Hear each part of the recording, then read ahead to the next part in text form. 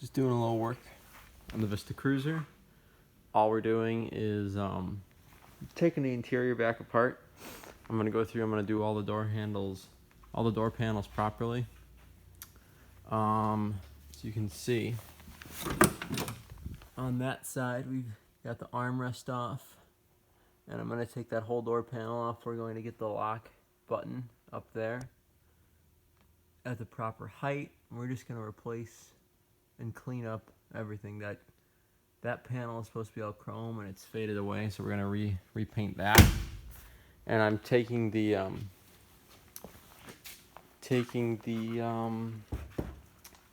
sun visors off as well, because they all need to be restitched.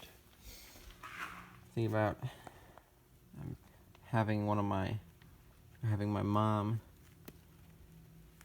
sew this for me if she can, but the whole lining is coming off. So I'm thinking I can just supply her with the right thread, and we're going to clean up all the little chrome bits too. Just an example, the other side looked about like this, and now we have got it cleaned up to that with some fine steel wool. So we're just going through cleaning up all the metal surfaces. I will have to be buying a new one. This one unfortunately broke as I took it out, so I do have to buy a new one, sadly. I'll probably just take it apart and see what pieces I can from it. But just as a test of how clean you can get stuff with some fine steel wool and a little elbow grease and a little brake clean. See, it's grimy under there. So this is before. This is before how filthy it is beforehand. And this is after. I went through with the fine steel wool, and we just put a little polishing compound on a microfiber cloth just to really bring out the shine. And for an original part, I mean, it's not perfect. There's a little scratch right there, and there's some very, very light pitting on the chrome, but you can see the reflection of the camera in there pretty much. So that's pretty good. Look at that, you can see my phone right there, and you can see my face talking. So that's pretty good. It took maybe 4 minutes to polish up this little piece. So we're gonna be going through and we're gonna do that on pretty much all the parts on this car. And eventually we're gonna get to the exterior as well.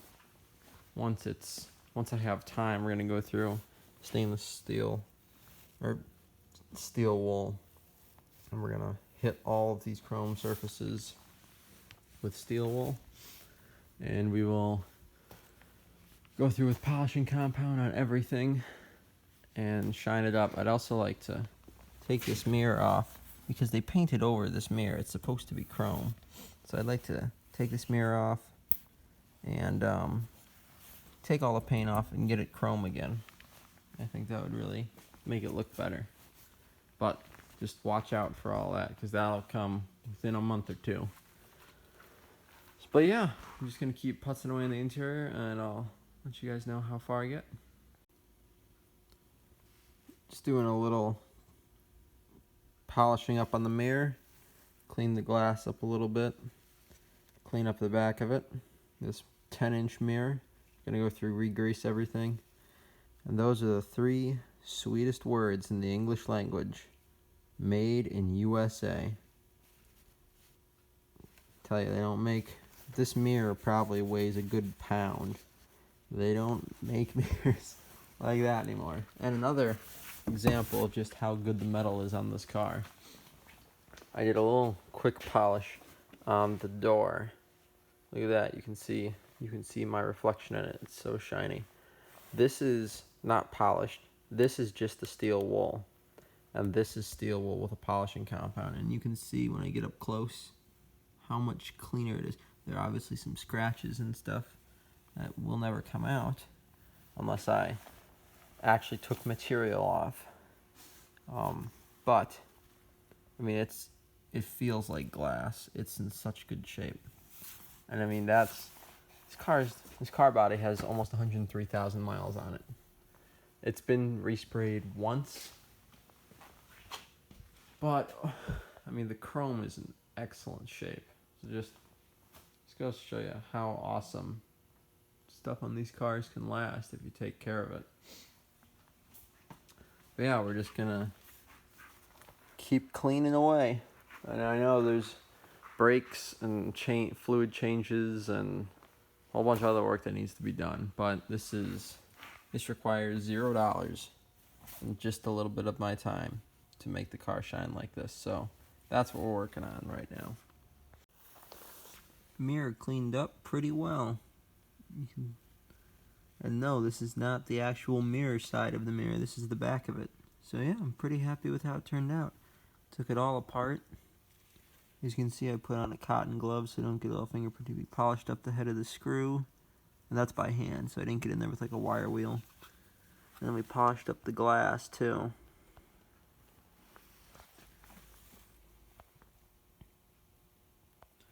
So you can see the pitting on the glass. But I mean, we've cleaned it up as best as we could. And that's really the best I could do. Trying to focus on what's reflecting in the mirror. There we go. Yeah, that's pretty cool. Yeah. But yeah, the mirror turned out pretty good. So we're just going to keep moving on to some smaller stuff.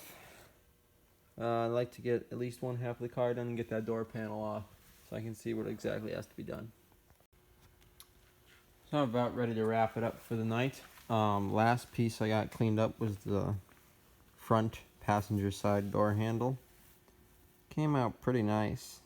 There was a bunch of gunk on the back side, and I'm very happy with how all the nice interior pieces are coming. And I did get this door panel off. And just going through, checking everything. All the pieces are there. A couple of these clips came off, as they do. And I managed to get the door lock button escutcheon. This piece right here, I got it fixed properly, so it's not going anywhere. And I noticed, as I looked on the inside,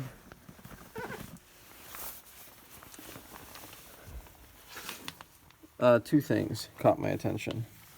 One, I gotta tape up the power window wiring harness, tape it up to that clip right there.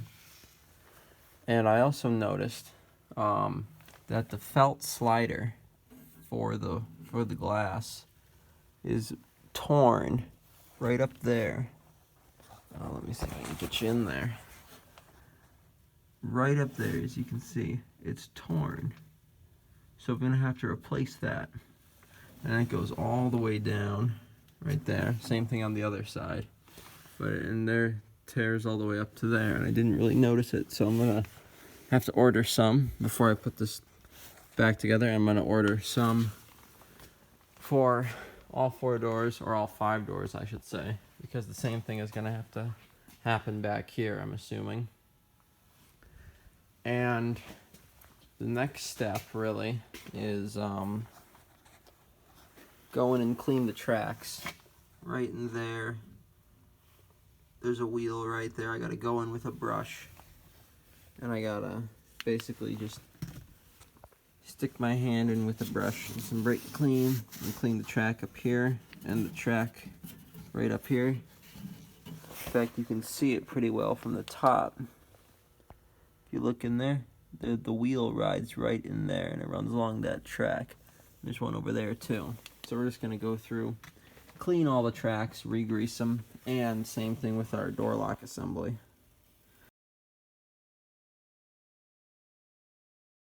So the door lock button is supposed to sit flush, just like this. Just like this, it's supposed to sit flush. And this is how it does on the passenger door in the Cutlass. It sits perfect like that. But it currently, in the unlocked position, sits right about there, and in the locked position, sits right about there. So, actually, I'm not sure if it's supposed to sit like that, but honestly, if it's locked, I would like it to. And this one in the back is far too high. This one, you can actually see the bottom of the button right there. So that one is definitely way off.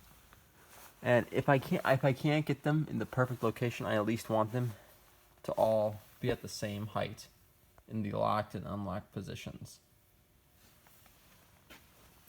But the goal is to get it like this. So I got to go through. There's a whole linkage that runs down the side of the door. I got to go through and figure out what is out of adjustment and fix it. And then I'm just gonna have to wait on the felt. I can take the other door panels off, and if the felt is good in those, I can just take them off, readjust everything, re-grease everything, and put it back on. But I know the felt is bad in this door because it's torn right there. So that's gonna have to be replaced. That's actually some pretty tough stuff. But yeah, that's gonna have to be replaced. And I know that the door panel back here is gonna have to come off, which is gonna be just a little annoying because it's a wagon part, so it's special, and it's also the rustiest part on the car, so I have to be super careful. So yeah, all 4 door panels got to come off. Polishing up everything on the car. I'm gonna have to figure out what I'm gonna do to replace this up here to make that look decent. Readjust the glove box door, replace the cigarette lighter door eventually, or the ashtray door. I am running to my local classic car junkyard tomorrow, and it's not quite local, it's about an hour away, and I will be picking up a new one of these, so that'll be easy enough to clean up and put back in the car, and we'll be back on the road as far as those go, as far as the sun visor hinges go. And another part I ordered for the car, it's actually here in this box, this long box right there on the ground. That is Mustang bell housing and flywheel and clutch and stuff for a manual swap on this car, and it's the correct high mount starter 6-cylinder bell housing. Got it for like $100 for pressure plate, flywheel, clutch, bell housing, shift fork, so I couldn't pass it up. But anyways, what I got for this car is a ribbed luggage rack. So I know this car has this luggage rack without ribs. And I don't know if that was an option or not, but I want a ribbed luggage rack on this car. And I'm not getting rid of this at all. This will stay. And if it turns out it was a rare option to not have a ribbed rack, then it might go back on. But as for now, I really want a ribbed rack. What I'm talking about is just the individual chrome strips that run down in the middle along the roof. So that way, if you ever put a bag up here, it doesn't scratch the paint. And it's in pretty much the same shape as this. It needs a good clean, and it needs this chrome, or this stripe replaced. So, that's not super important. And another thing, there is electronics repair shop not too far from me, and I found an original CB radio for the car. That is the CB radio antenna, and there's a mount that was screwed into the dash below the radio, and the CB radio antenna runs, I don't know how it runs, I think it runs off to the side, on one of the sides, and it runs up to the bottom, or it runs along the headliner, down an A-pillar, across and down. But the CB radio antenna, I do have it. It's lying around here somewhere. And here's the mount for the receiver, which I went through and cleaned up. And that's going to go back in the car. But I have 2 CB radios from the 70s that I got for a good price. and they all have wood grain. All the lights work. I know one of them works mostly, but yeah, he's the shop I took it to is working on fixing it, but he can't really do a ton because they're not licensed by the FCC to repair them. So if it's like a broken solder point, he can just resolder it, but he can't like do any major repairs on it if it needs it, sadly. So if he can't fix it, I'll have to find somewhere else that's licensed that can. But yeah, so that CB radio is going to go right under the AM radio. And it's going to be real nice on road trips because last road trip Andrew Binder and I went on, we had walkie-talkies, and it worked great. Definitely fantastic for communicating, but the batteries would last like 3/4 of the day, depending on how often we use them, which really sucked. And I had a charger, but I had the only charger, so I had it in my car, recharging the battery pack in my walkie-talkie. But eventually he just had to buy some AAAs and keep swapping them out, which, it got old. But now, in future, if I have the CB radio, I can just talk away on that, running off the car battery, no problems, and he can have the walkie-talkie with the charger in it. And, then we should be set. And I'm not even sure what kind of condition the speaker is on the CB radio. I might have to see if I can replace that or get an external speaker or something. But if it ends up not working and it's like way too much money to fix, I'll just put it in the car, have it hooked up, and it'll be there for looks. But it should be able to. I know the one I got, or one of the ones I got, can receive. It just cannot transmit. So yeah, that's the near plans for the Vista Cruiser. I gotta make some brake hoses for it yet and do a brake bleed. I gotta check the front brakes. It has all new coolant. Probably a brake flush is in my future as well. Rear end fluid change. Oil change. Transmission pan and actually the transmission pan and filter probably has another 10,000 miles on it, like really good wash. You get the interior fixed up a little bit. I still have to fix that lower shock bracket, and really it's just cosmetics at that point. The thing runs like a top. Maybe it'll just a little more tuning. And eventually some newer tires, but I mean, they have good enough tread and they're not dry cracked. So I might as well burn all the rubber off, do them burnouts before we replace them. Eventually I'll need a new bumper, but I can always go to the junkyard and get one if I need to. The Cutlass is gonna need some bumpers too, actually. But this dent is actually from the moving company who shipped my car, and I was very unhappy, and he didn't outwardly admit it, but I know that it was them because it wasn't in any of the pictures when I bought it. And he said, make sure you, when we were pulling it off, which by the way, I had to go and buy a chain to pull it off because he forgot his. So I had to spend, and it was a long trailer, and mine was at the very end of the trailer, like closest towards the hitch, to the gooseneck hitch on the semi-truck. So I had to go and buy like 25 feet of chain and hook it up to my truck and pull it off his trailer, because it was a low pro trailer, so it was up over the axle and closest to the semi-truck. So that was another over $100, almost $200 in strong enough chain plus hooks, and I had to run and get my truck. But yeah, before we unratcheted it from the trailer, he said, let me go in and hit the brakes and make sure they work, because otherwise the car will roll forward and hit the trailer. And I thought about it, and I was like, well, how do you know specifically that if you roll it forward, it will hit the trailer? Unless you rolled it forward, didn't hit the brakes, and it hit the trailer as you were loading it.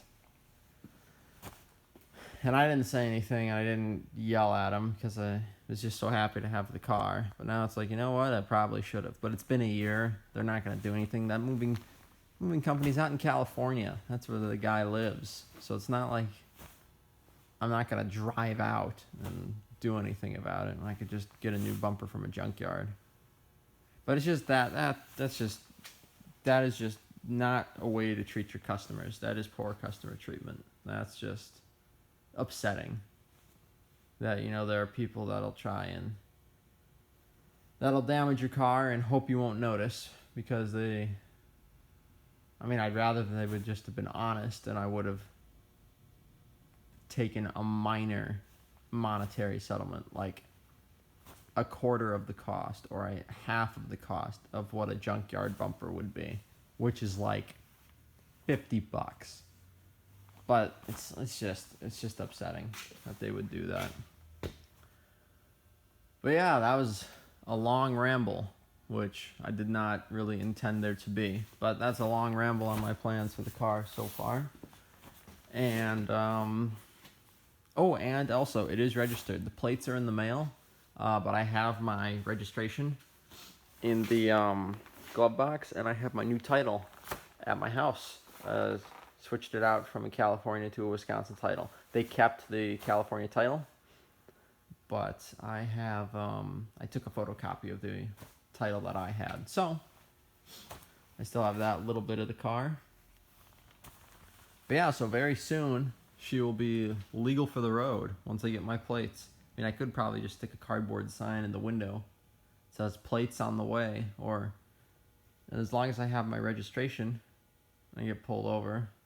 If it's a nice enough cop, they won't ticket me.